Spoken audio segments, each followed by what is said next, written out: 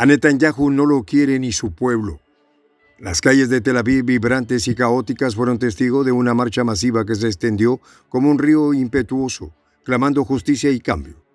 Fue un reflejo del hartazgo que muchos sienten hacia un liderazgo considerado inflexible, incapaz de sellar la paz y de volver a casa a los suyos. Miles de voces, entre tambores y pancartas que gritaban: «Acuerdo ahora» y «No los abandonaremos». Acusan a Benjamín Netanyahu de haber llevado al país al borde del abismo. En un contexto de sangre y resistencia, la presión interna y la discordia política desnudaban la realidad. Un primer ministro cuya figura se tambaleaba ante la desaprobación popular y la promesa rota de paz. Los detalles a continuación. ¿Quieres saber cómo se puede fundar la patria grande? Mira el final del video. Las calles de Tel Aviv, una ciudad que suele vibrar con su propio pulso de vida y cultura, se han transformado en un hervidero de voces, de carteles ondeando el viento y de tambores que retumban en la noche como un recordatorio de las promesas incumplidas. Miles de ciudadanos se congregaron una vez más frente al Ministerio de Asuntos Militares en una protesta que, lejos de ser la primera, se ha convertido en una escena recurrente, casi habitual en los últimos meses. Era un grito compartido de frustración, un clamor desesperado que se multiplicó con un mensaje directo. La gestión del primer ministro Benjamín Netanyahu está en el centro de todas sus quejas, de su decepción, de su ira. Carteles con frases como «Acuerdo ahora» y «Detengan la guerra» fueron alzados por manos firmes, rostros que reflejaban agotamiento y furia. Un grupo tocaba tambores en una especie de llamada a la acción mientras coreaban una pregunta que no tenía respuesta.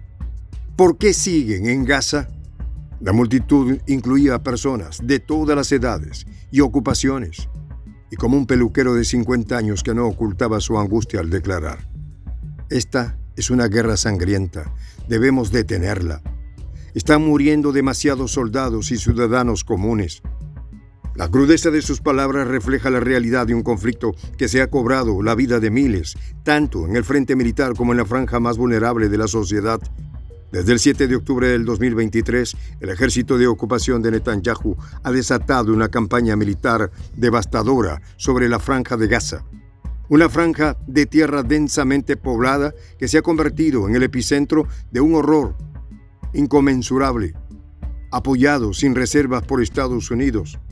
Netanyahu había lanzado un asalto que muchos calificaban como genocida.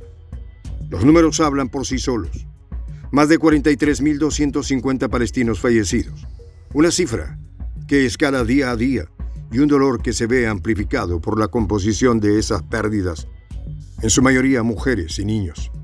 Más de 101.800 heridos han sido registrados por el Ministerio de Salud de Gaza, marcando la magnitud del sufrimiento y la resistencia en un lugar donde la vida y la muerte se separaban por un hilo tan frágil como la tregua que se anhelaba. La propuesta del presidente estadounidense Joe Biden, que llega con la promesa de un alto al fuego dividido en 3 partes y que comenzaría con un cese de 6 semanas, podría convertirse en un punto de inflexión. Pero en el seno de la coalición de Netanyahu, las reacciones son viscerales. Los ministros de extrema derecha, Bezalel Smotrich, titular de Finanzas, y Itamar Ben-Gvir, ministro de Seguridad Nacional, arremetieron contra la idea con amenazas que dejaban claro su descontento.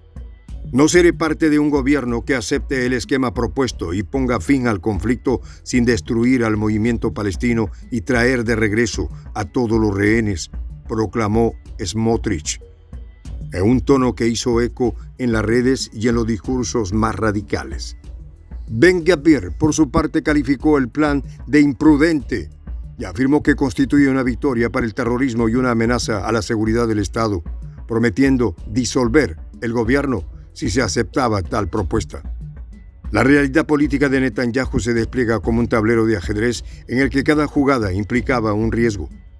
La coalición de derecha de Netanyahu apenas mantiene una mayoría en el Parlamento, sustentada por partidos como Otzma Yehudit de Ben-Gvir, entre otros.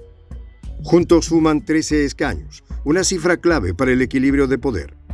Frente a ellos, Yair Lapid, líder de la oposición y una figura cada vez más influyente, prometió su respaldo si Netanyahu optaba por apoyar el plan de Biden. Con sus 24 escaños del partido Yesh Atid, Lapid ofrece una especie de salvavidas político al primer ministro, un apoyo condicionado a la aceptación de un acuerdo que busca poner fin al derramamiento de sangre y traer a casa a los rehenes. Mientras tanto, la multitud en Tel Aviv, más allá de las tensiones parlamentarias, exige con una mezcla de fervor y desesperación que Netanyahu tomara una decisión. La manifestación no es una simple congregación, sino un clamor de cientos de familias que al marchar traían consigo el peso del dolor de ver cómo sus seres queridos seguían cautivos. Algunos grupos, particularmente aquellos formados por familiares de rehenes, temen que cualquier acuerdo que no tenga éxito en liberar a sus parientes signifique una sentencia de muerte. La policía montada a caballo y equipada con cañones de agua intentó dispersar la protesta, un intento que solo intensificó el caos y culminó con varias detenciones. Desde las calles de Tel Aviv hasta los recovecos del Parlamento, el país se encuentra en un estado de efervescencia. La tensión no solo brota de los discursos apasionados de los ministros o de las maniobras políticas de la oposición, sino también del espectro de un conflicto que ha fracturado la vida cotidiana de millones. La sombra de Gaza se extiende como un recordatorio de la resistencia y del precio que paga un pueblo que se ve atrapado entre el fuego cruzado de una política implacable y la voluntad de una población que no quiere más violencia. En Gaza, la realidad es brutal. Las bombas caen con la precisión y la frialdad de la tecnología bélica moderna, pero sus impactos retumban en un espacio donde la vida humana se valoraba en cifras y estadísticas que se vuelven cada vez más difíciles de soportar. Familias enteras se refugian en edificios en ruinas, improvisan hospitales en sótanos y tratan de encontrar algún atisbo de esperanza en un cielo constantemente atravesado por aviones de combate. La vida en Gaza ha dejado de ser una rutina. Ahora es una lucha diaria por la supervivencia, una existencia en la que la esperanza es un lujo que pocos pueden permitirse. El llamado de Biden, que implica un repliegue del ejército de Netanyahu de las zonas urbanas y una pausa en las hostilidades, promete ser un primer paso hacia la paz. Sin embargo, esa promesa parece tan frágil como las vidas que penden de ella. Ministros como Smotrich y Ben-Gvir ven en cualquier alto el fuego una traición a su ideología, una concesión que no están dispuestos a tolerar. Las palabras de Ben-Gvir son un eco de la línea dura que mantiene.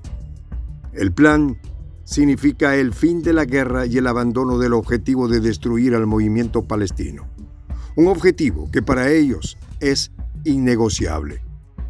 Mientras tanto, los tambores siguen sonando en las calles de Tel Aviv.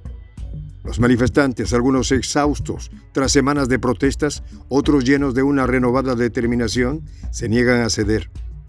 Para ellos, cada minuto que pasaba sin un acuerdo es un minuto en el que la guerra continúa, en el que las vidas se pierden y en el que la paz sigue siendo un ideal distante.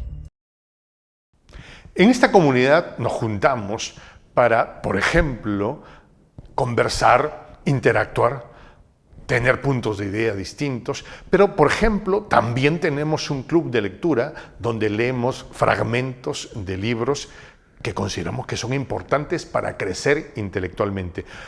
También, por ejemplo, hacemos algo como lo que hace nuestro amigo el jefazo ahí en Bolivia. Les cuento la experiencia que me parece fascinante. Él tiene un restaurante ahí en Bolivia y en ese restaurante, ahí viene lo que tiene. Un televisor.